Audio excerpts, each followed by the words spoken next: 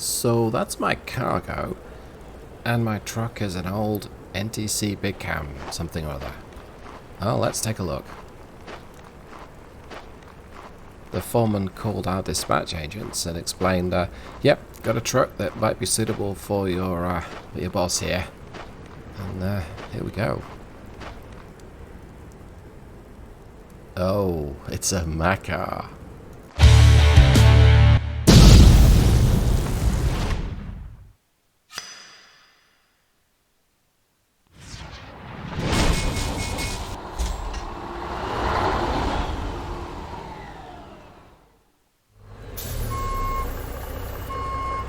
Welcome back to American Truck Simulator.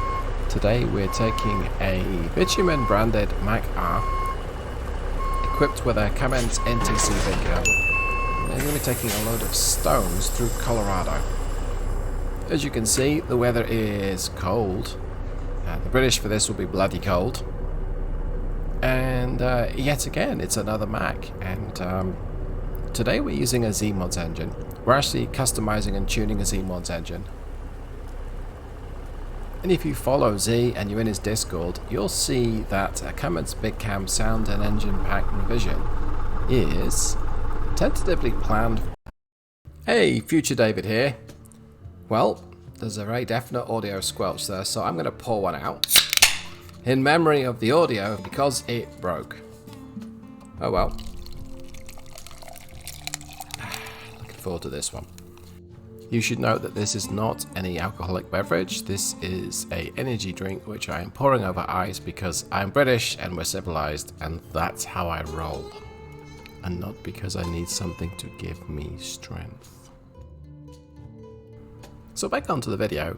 I paused there a moment. I was talking about the Big Cam engine and how it was introduced in 75, 76, aimed to meet US government legislation. That was to do with clean air for the most part, I think noise as well. And it replaced the 855 or the small cam 855. And the reason why it's called a big cam is it's got a larger camshaft diameter.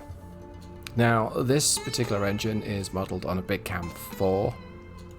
And that revision followed about a decade later in 1985. And throughout those 10 years, Cummins changed a lot of things about the engine. So the Big Cam Series 2, introduced in the very late 70s, had two features that, well, one was liked and one wasn't. The one that was liked was the pulsed exhaust manifold. That gave a decent performance hike. But what people didn't like was demand flow cooling, and that basically means that when the engine didn't need so much cooling, the coolant wasn't flowed around the system so much. Nice idea in practice. Any power that you save through not pumping coolant, you can put back to the engine. But in practice, it didn't work out so good. And I believe that many Big Cam engines were converted to a regular cooling system or a high flow system. Now, I may have some of those details incorrect. There's a lot of information out there online about this engine, and a lot of it contradicts itself. So I rambled on at length about the Big Cam engine, and as we joined the road, just avoiding a second car that I spotted at the last moment, I explained that this particular Zeemod engine is modelled on the 350, so it's rated at 350 horsepower at the 2300 RPM governor. Torque is 1120 foot-pounds, and it's an interesting comparison between this and kind of similar Mack engines. This Cummins needs to be revved. It really wants to be between the 1700 and 2100 RPM at high load. The gearing of this particular truck, it is it's an 11 speed, but it's an 8 normal gear and 3 crawlers. And it's got a 411 final drive, so it's a little tall for the engine.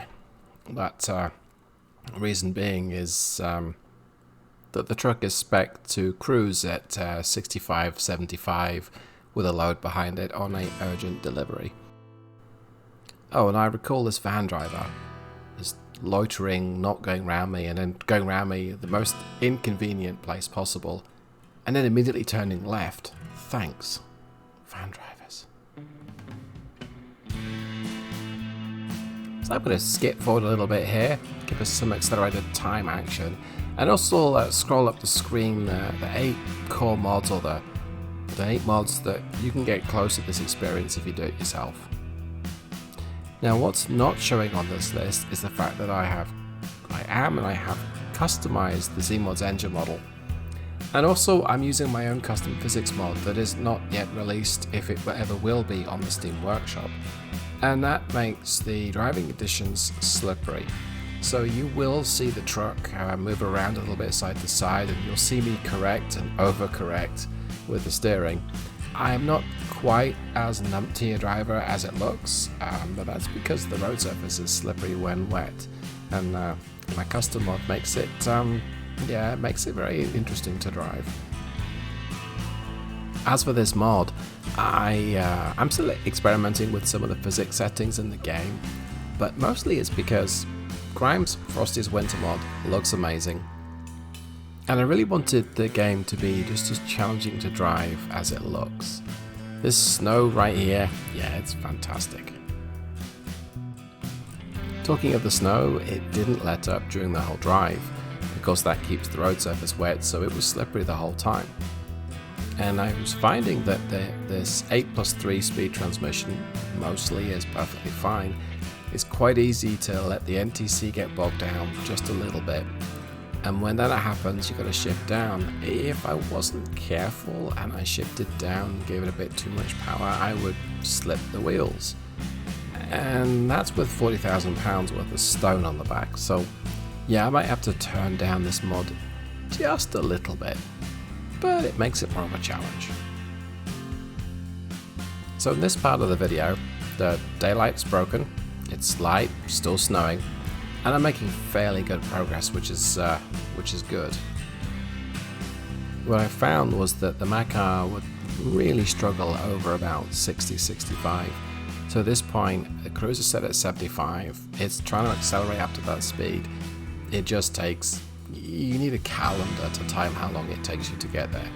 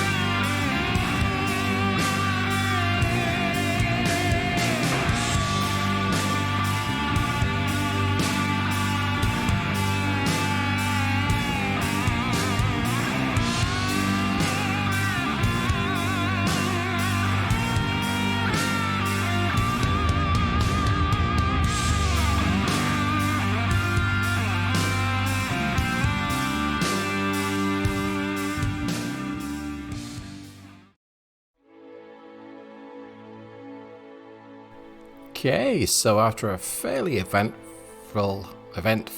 trip, I should say, we pulled into our destination city.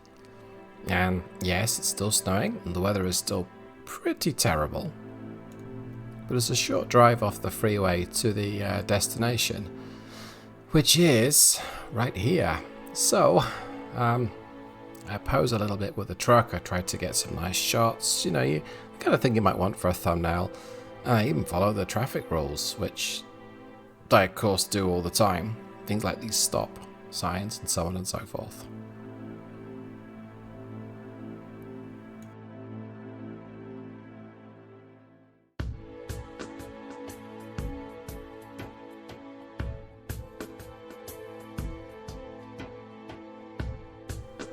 This entranceway always feels a lot bigger in some of the cab overs in particular. You can't always judge the width very easily, or something like the Kenworth W900. The little Mack R, however, it's so ducky it kind of fits. I love the paintwork on this model. Most of the ATS companies, or certainly the non-Texas ones, are covered by the mod, and I will link that down below. But yeah, it looks spectacular. Well, we stop here for a jiffy, and then we move on. You want those barriers to open, but they don't open at the stop sign. You've got to inch closer to them. So I have to go through the double barriers and we turn right. And I decided I was going to try some difficult parking today because I'd use the external view. I am currently at the I can't drive stage when it comes to backing up using the mirrors. I went through a phase where I could. Right now, I don't think I can. Anyway, so we'll just watch me driving through here. Some observations on this mod setup. So I'll probably include the link to it below, but I was using the sound fixes and the winter sounds. I don't know whether that, in conjunction with the Zeemods sound effects, has caused some kind of issue, as the sound was cutting in and out for me whilst driving along. Of course, now with hindsight, it cut out completely in the video. There's few things more disruptive than trying to record and narrate and you lose the sound. I always struggle with that anyway.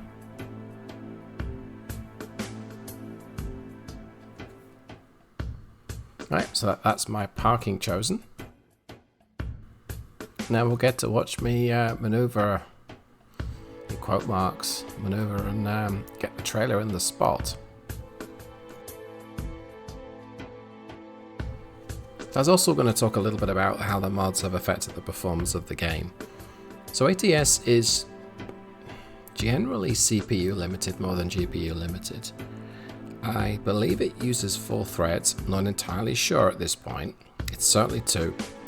And I think it's particle effects or the effect of the snow off the wheels. It hammers the frame rate. And watching this back, yeah, there were some very noticeable pauses in the recording and quite a few whilst playing it. Still enjoy the game, don't get me wrong, and SCS have said that they're working on fixes for this. But essentially it's a 20-year-old game engine, at least 20 years old. It's not as scalable as we'd like for modern equipment, modern hardware. That's such a beautiful blue color truck though. Anyway, so yes, I was experiencing some frame rate drops during the game. That's to be expected. The winter mod makes it worse. There seems to be a conflict between the various sound mods I've got added to the game. So that's been an interesting thing, and I didn't realize the sound had completely bombed out on me. As for how well this engine performed, it does okay. 350 NTC Big Cam, it's a reasonable amount of power. It loves its revs, and that makes it a noisier experience, and in some ways a bit more challenging than driving the Mack, but in other ways a little bit easier too. At least with the Mack, you don't have to use all those revs, and sometimes you try to and it doesn't really help performance.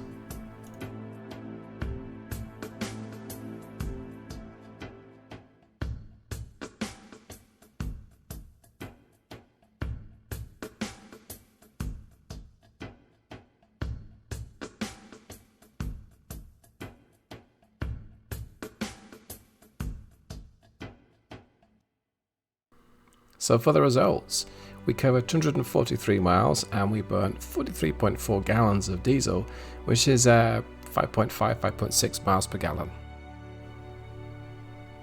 But the real result happened after I delivered it, because I had a chat with Bitumen and made them a cheeky offer for the truck, and well, they accepted it. So I now have another old Mack in the fleet. Thanks for watching everyone, have a great one. I'll see you in the next one. Keep the rubber side down. Goodbye.